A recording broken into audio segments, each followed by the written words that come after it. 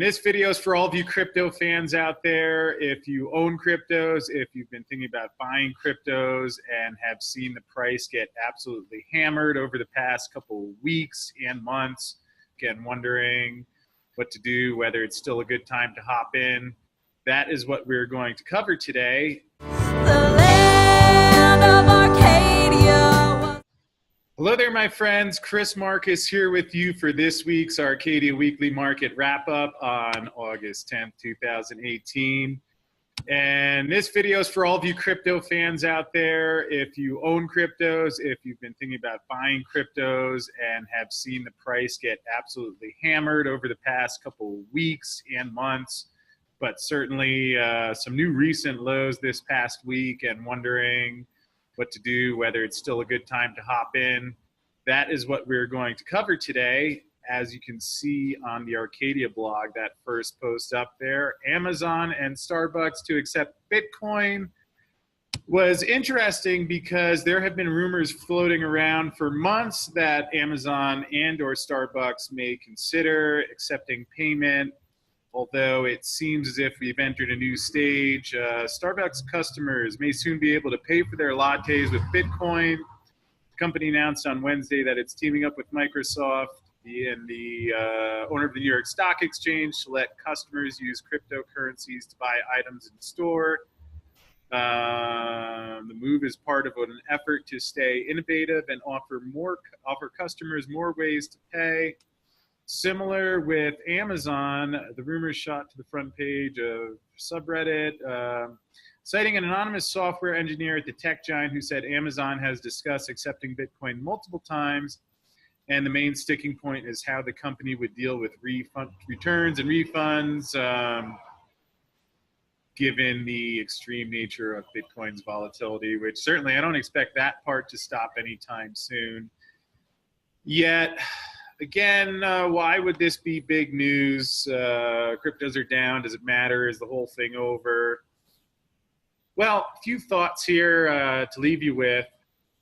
A, if the cryptos were a complete scam, then there was no value there. There was nothing to it. Then certainly why would Bitcoin stop at 6,000 rather than go to zero? My personal belief is that a lot of what you've seen over the past couple months is a mix of trading, volatility, manipulation, everything in between. And also the fact that the majority of the people on the planet, if you ask them to actually explain what a crypto is, what they could potentially be used for, the flaws in the current paper system, I would guess that a large percentage, well above 90, would not be able to do so. So there's a degree to which, it's like an early stage startup, maybe how people looked similar to Apple before they knew what a computer was. So one of the things that I've thought could be a big turning point is seeing further adoption, and certainly Starbucks and Amazon being two very public retailers that get a lot of traffic. And also, what I've wondered if this move, again, these are deals that are in the works, so not finalized deals, although whether it ends up being Starbucks or Amazon or others, I continue to see that it is headed this way, regardless of when that may happen. And let's think for a second, imagine if Starbucks puts up a sign on Monday that says, "We accept Litecoin." Now, probably the majority of the people coming in there maybe haven't heard of Litecoin, or maybe more have heard of Bitcoin, but let's say that the sign goes up and says that they're accepting crypto as payment. Well, in terms of marketing cryptos, geez, it's hard to do better than that. I mean, a high traffic area where people are in there, the kind of people who are talking to other people. So certainly it seems logical to me that people would, in the very least, say, I wonder what this is. Which perhaps that in itself is not enough to move the price, but certainly the people who already are in the crypto world, I think, will be quite excited about that. And now you will have more actual use of the cryptos. As you have more actual use of the cryptos and people gain familiarity and comfort with what they are and what they can do, we saw what happened last December once the price starts moving, because, well, I think buying low and selling high makes a lot of sense. We do have this phenomena in today's markets where people often pile in after the price has started to move. Again, back in December, did we see hot money, speculation, all sorts of stuff that wasn't necessarily fundamentally based? Absolutely. Yet, to me, it's a bit of a self-perpetuating loop where I had been familiar with cryptos for a long time. And one of the things that caught my eye was that anytime I met someone who could actually explain it and understood what it was, they were always gushing over it. And eventually, as I took the time to learn more about it, it made perfect sense to me, which is how I ended up getting involved and becoming as passionate about it as I am. And I think you would have the same thing happening again, because people start using it, price goes up. Price goes up, people notice it, and they notice it when they're in Starbucks, talk to other people online. It's great marketing. And also you actually have the adoption going, which, you know, there's a couple ways to look at what's happened in the price recently. But certainly if the demand is there and we think of the price maybe not as much, I mean, the price has moved with very little fundamentally changing. It went from 6,000 to 20,000 back to 6, and Bitcoin is still a Bitcoin. Nothing massively fundamentally changed. So you could say one side is right. They can't both be right. And I think that with this, should these deals go through, that could well be the spark that begins pushing up to the higher bounds of that. I do expect, let me put it like this. Personally, when I wake up and think about what's going to happen, I think we will be past crypto highs of last year, well past them before the end of 2018. I would say that's my personal belief.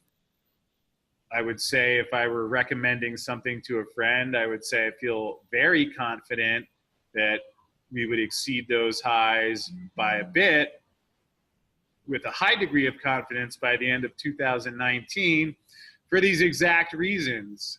Again, hey, if you had a perfect paper currency system, such a thing is even possible, but if the dollar were stable, if it weren't a Ponzi scheme, it would be a much different story. But keep in mind everything that's happened, and that we're seeing this news now while the dollar and the paper currencies are more on the ropes than ever.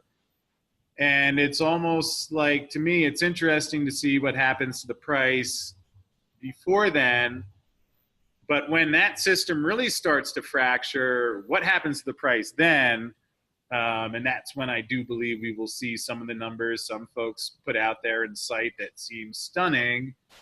Yet also, life without the dollar ruling the world is also stunning to most, because we've grown up in it, we've been indoctrinated in it, which is understandable. But again, if you can step outside of that for a second, see where things are going, see how things are developing, and also, again, while the timing is always the big question, if someone can explain how the dollar can be sustained over the long term, please leave a comment below, because I can't figure it out.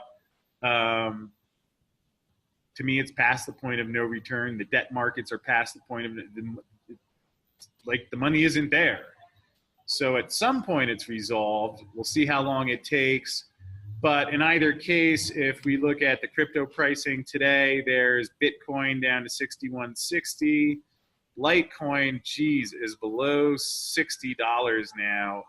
The altcoins have just gotten hammered in recent times, as you can see, which is unfortunate because I have a few expenses to pay, which, goodness, it's going to be painful to liquidate anything here, but such is the way it goes, and I expect continued volatility. Could go lower from here. Really couldn't tell you for sure, but everything indicating that in the future, wherever that lies on the timeline, that they will indeed go substantially higher for here. I certainly still see that happening. similar to how everything I'm looking at indicates that gold and silver will be doing the same.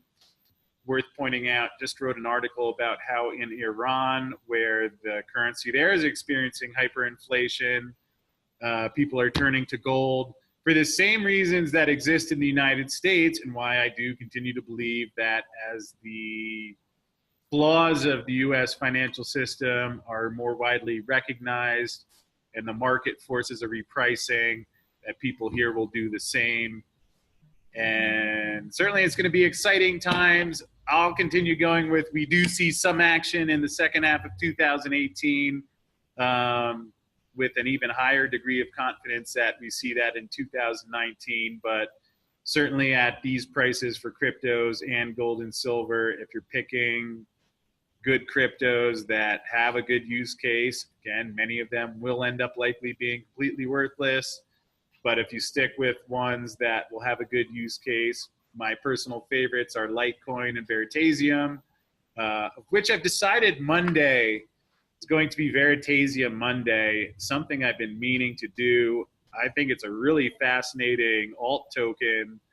So I'm going to be reviewing a lot of the things I've seen and making a little file. So if you want to know more about that one, you can check back here and we'll have it. So with that said, it's time for the weekend. Going over to happy hour. We are recording here again at the Collective Art Studio, 2041 Lawrence in Denver. So come on by and have a coffee sometime. Hit that darn subscribe button, and I will see you again next week. The land of Arcadia.